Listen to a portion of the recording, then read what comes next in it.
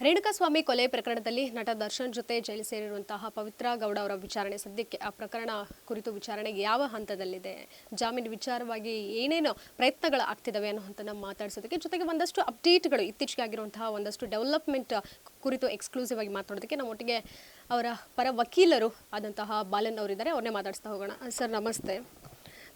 ಈಗಾಗಲೇ ಒಂದು ವರ್ಷದೊಳಗಡೆ ಆ ಒಂದು ಗಡುವು ಕೊಟ್ಟಾಗಿದೆ. ಸೊ ಇದನ್ನು ಹೊರತುಪಡಿಸಿ ಬೇರೆ ಏನು ಅಪ್ಡೇಟ್ ಸದ್ಯಕ್ಕೆ ಡೆವಲಪ್ಮೆಂಟ್ ಇರಬಹುದು? ಡೆವಲಪ್ಮೆಂಟು ಮೊದಲು ಹೈಕೋರ್ಟಲ್ಲಿ ಬೇಲ್ ಸಿಕ್ತು, ಸುಪ್ರೀಂ ಕೋರ್ಟಲ್ಲಿ ಬೇಲ್ ಕ್ಯಾನ್ಸಲ್ ಆಯಿತು. ಆ್ಯಸ್ ಎಕ್ಸ್ಪೀಡಿಯಸ್ಲಿ ಆ್ಯಸ್ ಪಾಸಿಬಲ್ ಎಷ್ಟು ತುರ್ತಾಗಿ ಅದನ್ನು ಮುಗಿಸ್ಬೇಕು, ಕೇಸು ವಿಚಾರಣೆ ಮುಗಿಸ್ಬೇಕಂದು ಆದೇಶ ಆಯಿತು. 8 ತಿಂಗಳಾದ ಮೇಲೆ ಒಂದು 10 ವಿಟ್ನೆಸ್ಗಳನ್ನ ಎಕ್ಸಾಮಿನೇಷನ್ ಮಾಡಿದ್ದಾರೆ. ಕ್ರಾಸ್ ಎಕ್ಸಾಮಿನೇಷನು ಆಗಿದೆ. ಚಾರ್ಜ್ ಶೀಟ್ ಪ್ರಕಾರ 233 ಸಾಕ್ಷಿಗಳು, ಟೋಟಲಾಗಿ 272 ಸಾಕ್ಷಿಗಳು.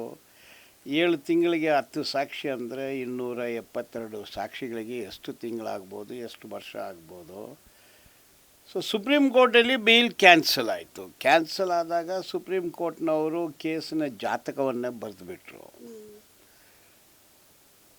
ತದನಂತರ ಸುಪ್ರೀಂ ಕೋರ್ಟಲ್ಲಿ ಬೇಲ್ ಕ್ಯಾನ್ಸಲ್ ಆದಮೇಲೆ ಮತ್ತು ಟ್ರಯಲ್ ಕೋರ್ಟ್ ವಿಚಾರಣೆ ಮಾಡುವ ಕೋರ್ಟ್ಗಳಲ್ಲಿ ಬೇಲ್ ಸಿಗೋದು ಸಾಧ್ಯವೇ ಇಲ್ಲ. ಸುಪ್ರೀಂ ಕೋರ್ಟ್ನಲ್ಲಿ ಬೇಲ್ ಕ್ಯಾನ್ಸಲ್ ಆದಮೇಲೆ ಹೈಕೋರ್ಟಲ್ಲಿ ಬೇಲ್ ಸಿಗೋದು ಕಷ್ಟ ಇದೆ, ಸಿಗೋದಿಲ್ಲ. ಮತ್ತು ಸುಪ್ರೀಂ ಕೋರ್ಟಿಗೆ ಹೋಗಬೇಕು. ಅದಕ್ಕೋಸ್ಕರನೇ ದರ್ಶನ್ ಅವರ ಲಾಯರ್ಸು ಎಲ್ಲ ಸೇರಿ ಸುಪ್ರೀಂ ಕೋರ್ಟಲ್ಲಿ ಬೇಲ್ ಬೇಕು. ಯಾಕೆ ಅಂದರೆ ಡಿಲೇ ಇನ್ ಟ್ರಯಲ್. ನನಗೆ ಬೆಂಗಳೂರಲ್ಲಿ ಬೇರೆ ಕೈದಿಗಳಿಗೆ ಏನು ಸವಲತ್ತು ಸಿಗುತ್ತೋ ಅದನ್ನು ನನಗೆ ಕೊಡ್ತಾಯಿಲ್ಲ. ನನ್ನನ್ನು ಕ್ವಾರಂಟೈನ್ ವಾರ್ಡಲ್ಲಿ ಹಾಕಿದ್ದಾರೆ. ಅದರಿಂದ ಬೇಲ್ ಕೊಡಬೇಕೆಂದು ಜಾಮೀನು ಕೋರಿ ಅರ್ಜಿ ಸಲ್ಲಿಸಿದರು ಸರ್ವೋಚ್ಚ ನ್ಯಾಯಾಲಯದಲ್ಲಿ. ಅವರು ಬೇಲಿಲ್ಲ. ನೀವು ಎಷ್ಟು ವಿಟ್ನೆಸ್ಗಳನ್ನ ವಿಚಾರಣೆ ಮಾಡ್ತೀರಂದರೆ ಅದಕ್ಕೆ ಕರ್ನಾಟಕ ಸ್ಟೇಟ್ ಪರ ಹಾಜರಾಗುವ ವಕೀಲರು ಡೆಸಿಗ್ನೇಟೆಡ್ ಸೀನಿಯರ್ ರುದ್ರರವರು ವರ್ಷಕ್ಕೆ 60 ವಿಟ್ನೆಸ್ಸು ನಾವು ಎಕ್ಸಾಮಿನ್ ಮಾಡ್ತೀವಿ ಅಂತ ಹೇಳಿದರು. ಇದೆಲ್ಲ ಆದಮೇಲೆ 1 ವರ್ಷ ನೋಡೋಣ, ಎಷ್ಟು ಟ್ರಯಲ್ ನಡೀತೆ ನೋಡೋಣ. 1 ವರ್ಷ ಆದಮೇಲೆ ಅದು ತುರ್ತಾಗಿ ಎಕ್ಸ್ಪೀಡಿಯಸ್ಲಿ ವಿಚಾರಣೆ ನಡೆದಿಲ್ಲ ಅಂದರೆ ನೀವು ಅಲ್ಲೇ ಬೇಲ್ ಪಿಟಿಷನ್ ಹಾಕ್ಕೊಳ್ಳಿ ಅಂದು, ಎಲ್ಲಿ ಬೆಂಗಳೂರಲ್ಲೇ. ಸೊ ಅದು ಕೇಸು. ಈಗ ವಾರಕ್ಕೆ 2 ದಿವಸ ಮಾತ್ರ ಟ್ರಯಲ್ ನಡೀತಾ ಇದೆ. ಅದು ಇನ್ಚಾರ್ಜ್ ಕೋರ್ಟು, ರೆಗ್ಯುಲರ್ ಕೋರ್ಟ್ ಅಲ್ಲ. 57ನೇ ಕೋರ್ಟಲ್ಲಿ ರೆಗ್ಯುಲರ್ ಕೋರ್ಟು, ಈಗ ಇನ್ಚಾರ್ಜ್ ಕೋರ್ಟು. 1ನೇ ತಾರೀಕಿಗೆ ಹೊಸ ಜಡ್ಜ್ ಬರ್ತಾರೆ, ಮಹಿಳೆ ಜಡ್ಜು ಸಾಹೇಬರು ಬರ್ತಾರೆ.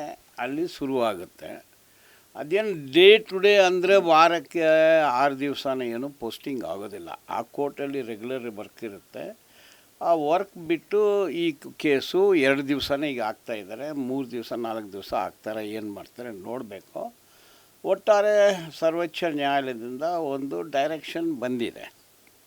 ಈ ಕೇಸನ್ನು ಎಷ್ಟು ಬೇಗ ವಿಚಾರಣೆ ಮುಗಿಸ್ಬೇಕು ಅಷ್ಟು ಬೇಗ ವಿಚಾರಣೆ ಮಾಡಿ ಕೇಸನ್ನು ಕಂಪ್ಲೀಟ್ ಮಾಡಬೇಕಂದು ಕೊಟ್ಟಿದ್ದಾರೆ.